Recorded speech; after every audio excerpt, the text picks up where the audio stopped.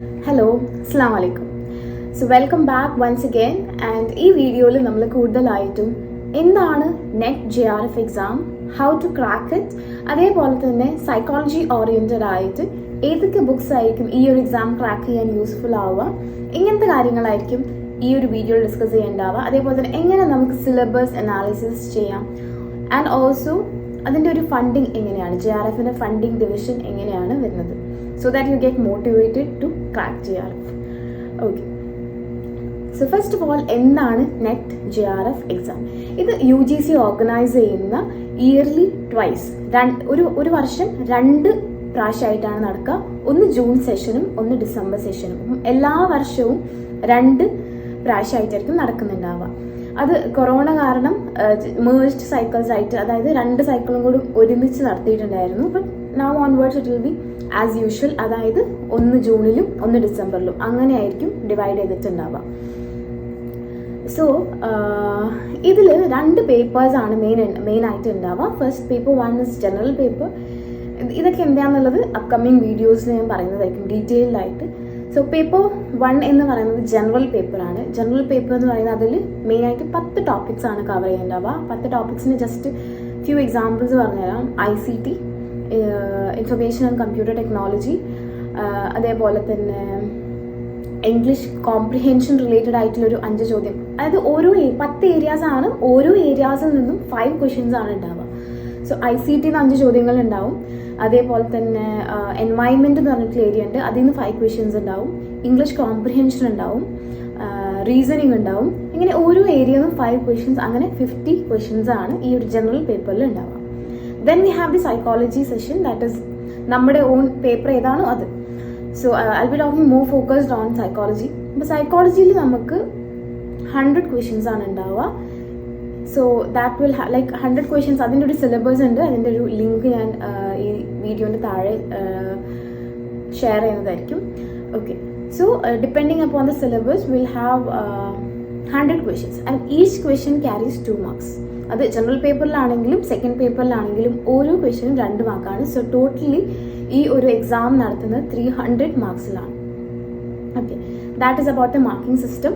50 marks for general paper, 50 questions from general paper, that is 100 marks, 50 into 2. അതേപോലെ തന്നെ 100 questions from psychology section, that is 100 into 2, 200. So 200 plus 100 you will have a total of 300 marks. 300 മാർക്കിലാണ് totally ഈ ഒരു questions അല്ലെങ്കിൽ ഈ ഒരു exam നടത്തുന്നത്. Okay, next coming up to what is net, what is JRF.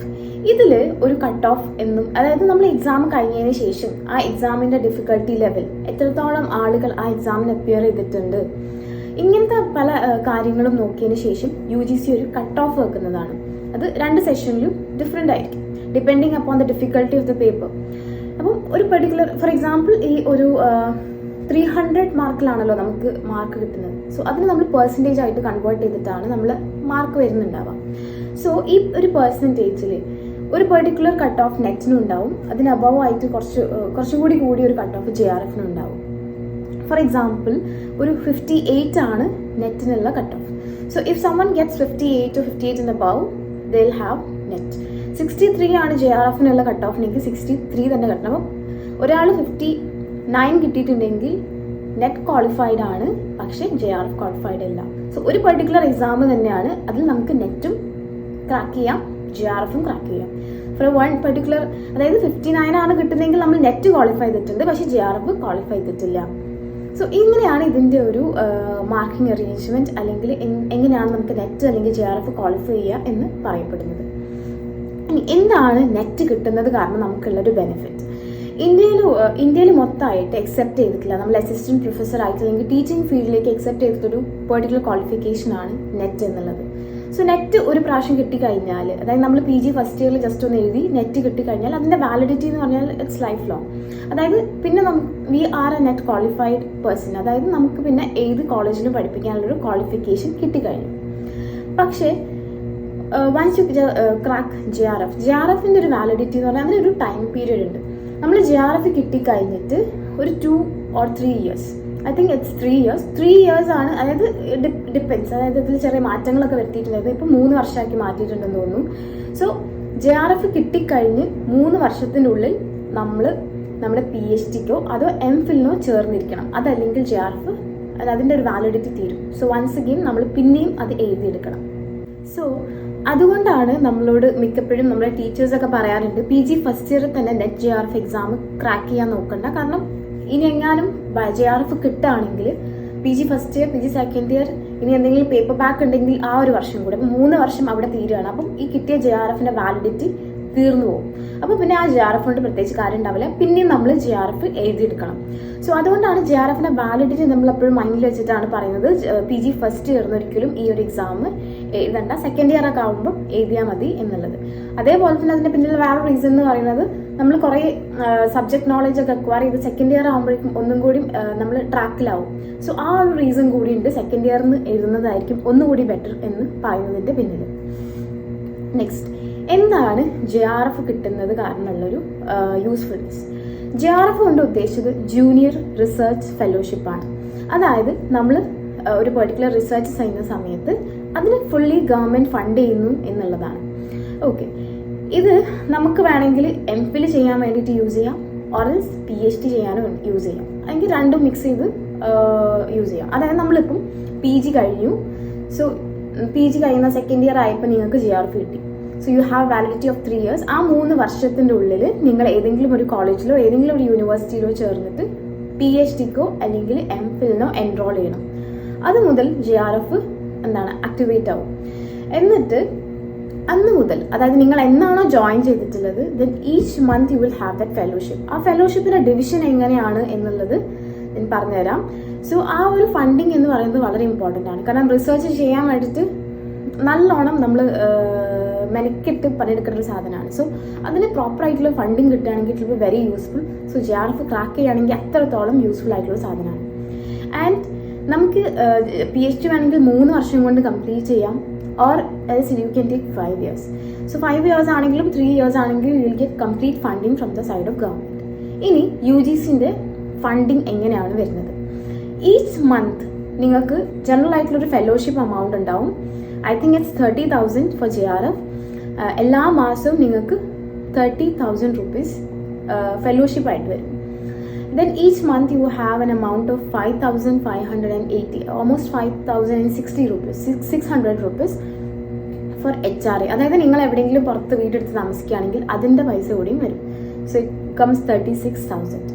പിന്നെ നിങ്ങൾക്ക് എല്ലാ മാസവും 2,500 rupees ഉണ്ട്. അതെന്തിനാന്ന് വെച്ചാൽ എല്ലാ മാസമല്ല, എല്ലാ 3 മാസം കൂടുമ്പോഴും കണ്ടിജൻസി ബില്ല് എന്ന് പറഞ്ഞിട്ട്, അതായത് ഈ 3 മാസ അളവിൽ, അതായത് ഓരോ 3 മാസം കൂടുമ്പോഴും 5 വർഷത്തേക്ക് എല്ലാ 3 മാസം കൂടുമ്പോഴും 2,500 rupees കിട്ടുന്നതായിരിക്കും. അതെന്തിനാന്ന് വെച്ചാൽ നമ്മൾ ഈ ഒരു കാര്യത്തിനായിട്ട് എന്തെങ്കിലും പെന്നോ എന്തെങ്കിലും ബുക്കോ ഫയൽ എന്ത് സാധനം വാങ്ങുകയാണെങ്കിലും അതിൻ്റെ ബില്ലുകൾ സൂക്ഷിച്ച് വെക്കുക. സോ ആ ബില്ലുകൾ കാണിക്കുകയാണെങ്കിൽ അതിൻ്റെ എമൗണ്ട് കൂടി നമുക്ക് ക്ലെയിം ചെയ്യാൻ പറ്റും. So it's A maximum of 2,500 rupees for each 3 month period. ഇത്രയും വലിയൊരു ഫെലോഷിപ്പ് എമൗണ്ട് ആണ് നമുക്ക് JRFന്റെ ഭാഗമായിട്ട് നമ്മൾ റിസർച്ചിന് വേണ്ടിയിട്ട് ഫണ്ട് ചെയ്യുന്നത് ഗവൺമെന്റ്. സോ ഇതിങ്ങനെ 2 years ഇങ്ങനെ JRF ആയിരിക്കും. 3rd year മുതൽ അത് SRF ആവും, അതായത് സീനിയർ റിസർച്ച് ഫെലോഷിപ്പ്. അപ്പോൾ എമൗണ്ട് ഒന്നും കൂടി കൂടും. ഫെലോഷിപ്പിന് എമൗണ്ട് ഓൾമോസ്റ്റ് 33,000 ആവും. The rest remains the same, അതായത് HRAന്റെ പൈസ എമൗണ്ട് സെയിം ആയിരിക്കും. അതേപോലെ തന്നെ കണ്ടിജൻസിന്റെ ക്യാഷും സിമിലർ ആയിരിക്കും. So this is all about the funding for JRF. So ഇത്രത്തോളം ബെനിഫിറ്റ്സ് കിട്ടുന്ന ഒരു സാധനമാണ് JRF എന്ന് മനസ്സിലാക്കുക. So that will be a great motivation, internal motivation for you to crack net JRF exam. അപ്പം ഈ ഒരു സാധനം മുന്നിൽ കണ്ടിട്ട് നന്നായിട്ട് നെറ്റ് JRF എക്സാമിനെ ക്രാക്ക് ചെയ്യാൻ വേണ്ടിയിട്ട് പഠിക്കാം. Coming to the subject paper, syllabus analysis എങ്ങനെ ചെയ്യാം? അതായത് വി ഹാവ് എ സിലബസ്, അതായത് UGC എല്ലാ സബ്ജക്ട്സിനും ഒരു പെർട്ടിക്കുലർ സിലബസ് പ്രൊവൈഡ് ചെയ്തിട്ടുണ്ട്. സൈക്കോളജി ആയാലും ഫിലോസഫി ആയാലും ഇംഗ്ലീഷ് ആയാലും ഒരു പെർട്ടിക്കുലർ സിലബസ് നമുക്ക് പ്രൊവൈഡ് ചെയ്തിട്ടുണ്ട്. സോ ആ ഒരു സിലബസ് അനാലിസിസ് എങ്ങനെ ചെയ്യാം? I think syllabus analysis very important while preparing. അതായത് ആദ്യം നമ്മൾ പഠിച്ച് ഭയങ്കര സിമിലർ ആയിട്ട് അല്ലെങ്കിൽ നന്നായിട്ട് അറിയുന്ന കുറേ ടോപ്പിക്സ് ഉണ്ടാവും. സോ അതിനെ ജസ്റ്റ് ഒന്ന് ലാസ്റ്റിലേക്ക് ഇടാം. അതേപോലെ തന്നെ വളരെ ഡിഫിക്കൽട്ട് ആയിട്ടുള്ള emergence of psychology, Indian thoughts എന്നൊക്കെ പറഞ്ഞിട്ട് കുറച്ച് ഡിഫിക്കൽട്ട് ആയിട്ടുള്ള ഏരിയാസ് ഉണ്ട്. സോ ആ ഏരിയാസിന് ആദ്യം കവർ ചെയ്യുക, എന്നിട്ട് ഫൈനലി നമുക്ക് അറിയുന്ന സാധനങ്ങൾ ലാസ്റ്റിലേക്ക് വെക്കാം. സോ അങ്ങനെ ഒരു സിലബസ് അനാലിസിസ്, നിങ്ങൾക്ക് അറിയുന്ന ഏരിയാസ് ഏതൊക്കെയാണ്, അറിയാത്ത ഏരിയാസ് ഏതാണ്, വീക്ക് പോയിന്റുകൾ ഏതൊക്കെയാണ് എന്ന് മനസ്സിലാക്കിയിട്ട് ഒരു പ്രയോറിറ്റി ലിസ്റ്റ് സെറ്റ് ചെയ്യാം. ടോപ്പിൽ നിങ്ങൾക്ക് അറിയാത്ത സാധനങ്ങളും ബോട്ടത്തിൽ അറിയുന്ന നിങ്ങൾക്ക് ഫെമിലിയർ ആയിട്ടുള്ള സാധനങ്ങളും ജസ്റ്റ് അറേഞ്ച് ചെയ്യാം. ആ ഒരു രീതിക്ക് വേണം നമ്മൾ എക്സാമിന് പഠിച്ചു തുടങ്ങാൻ വേണ്ടിയിട്ട്. ഓക്കെ, നെക്സ്റ്റ് ഏതൊക്കെ ബുക്സാണ് സൈക്കോളജിയിൽ നിങ്ങൾക്ക് യൂസ്ഫുൾ ആവുക? From my experience I would say 2 main ആയിട്ടുള്ള ബുക്സാണ്. First thing is themes and variation. വെയ്റ്റ്സിൻ്റെ തീംസ് ആൻഡ് വേരിയേഷൻ എന്നുള്ള ബുക്ക് വളരെ യൂസ്ഫുൾ ആണ്. വളരെ കളർഫുൾ ആയിട്ടുള്ള ഒരു ബ്യൂട്ടിഫുൾ ആയിട്ടുള്ള ഒരു ബുക്കാണ്. നമുക്ക് ഒരിക്കലും ബോറിംഗ് ആയിട്ട് തോന്നില്ല. ഓരോ സാധനങ്ങളും വളരെ ക്രിസ്പായിട്ട് വളരെ ഷോർട്ടായിട്ട് എക്സ്പ്ലെയിൻ ചെയ്തിട്ടുണ്ട്. അപ്പോൾ ഒരു നെറ്റ് JRF എക്സാമിന് 2-3 മാസം മുമ്പേ ഈ ഒരു തീംസ് ആൻഡ് വേരിയേഷൻ എന്ന് പറഞ്ഞിട്ടുള്ള ടെക്സ്റ്റ് ജസ്റ്റ് ഒന്ന് വായിച്ചു തുടങ്ങും. അതിലൊരു കുറേ പാഠങ്ങളുണ്ട്, കുറേ ടോപ്പിക്സ് ആണ്. ബയോളജിക്കൽ സൈക്കോളജി, അങ്ങനെ പേഴ്സണാലിറ്റി, അങ്ങനെ ഭയങ്കര എന്താ പറയുക, ഓരോ ടോപ്പിക്സ് ആയിട്ട് വളരെ ഇൻഡെപ്ത് ആയിട്ട് ഓരോ ടോപ്പിക്സും കവർ ചെയ്തിട്ടുണ്ട്, ഓരോ യൂണിറ്റ് ആയിട്ട്. ആൻഡ് വളരെ കളർഫുൾ ആയിട്ടുള്ള നിങ്ങൾക്ക് വായിച്ചിരിക്കാൻ തോന്നുന്നൊരു ടെക്സ്റ്റാണ്. സോ അതിങ്ങനെ ഓരോ ദിവസമായിട്ട് കുറച്ച് വായിച്ച് സെറ്റാക്കാം. So that is the first book that I refer to you, that is themes and variation. അത് കഴിഞ്ഞിട്ട് രണ്ടാമത്തെ ടെക്സ്റ്റാണ് classical experiments in psychology. Classical experiments in psychology, അതായത് സൈക്കോളജിയിൽ ഇതുവരെ നടന്നിട്ടുള്ള എക്സ്പെരിമെൻറ്റ്സ്, അത് നടത്തിയിട്ടുള്ള ആളുകൾ, സോ അങ്ങനത്തെ ഡീറ്റെയിൽസ് ഒക്കെ കിട്ടാൻ വേണ്ടിയിട്ട് ഇത് വളരെ യൂസ്ഫുൾ ആയിട്ടുള്ളൊരു ബുക്കാണ് classical experiments in psychology. So first priority should be given to themes and variation. വളരെ യൂസ്ഫുൾ ആയിട്ടുള്ള ടെക്സ്റ്റാണ്, മസ്റ്റ് റീഡ് ബുക്കാണ്. So I would not say you that ഒരു വർഷം മുമ്പേ ഇരുന്ന് പഠിച്ചു തുടങ്ങണം, അങ്ങനെയൊന്നുമില്ല. You can just start 3 months before, or if you are confident enough 1 മാസം മുമ്പ് തന്നെ തുടങ്ങിയാൽ തന്നെ you can crack net JRF exam. So psychology view പോയിന്റിൽ ഈ 2 ടെക്സ്റ്റ്സ് ആണ് ഏറ്റവും ഇമ്പോർട്ടൻ്റ് ആയിട്ടുള്ളത്. ഫസ്റ്റ് പ്രയോറിറ്റി ഞാൻ പിന്നെയും പറയാണ്, തീംസ് ആൻഡ് വേരിയേഷൻ ആണ്. സോ അതിന് നന്നായിട്ട് പ്രയോറിറ്റൈസ് ചെയ്തിട്ട് എല്ലാ ഏരിയാസും കവർ ചെയ്യുകയാണെങ്കിൽ I am sure that you can crack JRF exam. ഇനി പേപ്പർ 1, പേപ്പർ 2 ഇതിനെ കുറിച്ചിട്ട് അല്ലെങ്കിൽ ഇൻഡെപ്ത് ആയിട്ടുള്ള കാര്യങ്ങൾ അപ്കമിങ് വീഡിയോസ് ഷെയർ ചെയ്യുന്നതായിരിക്കും. So until then, bye, take care.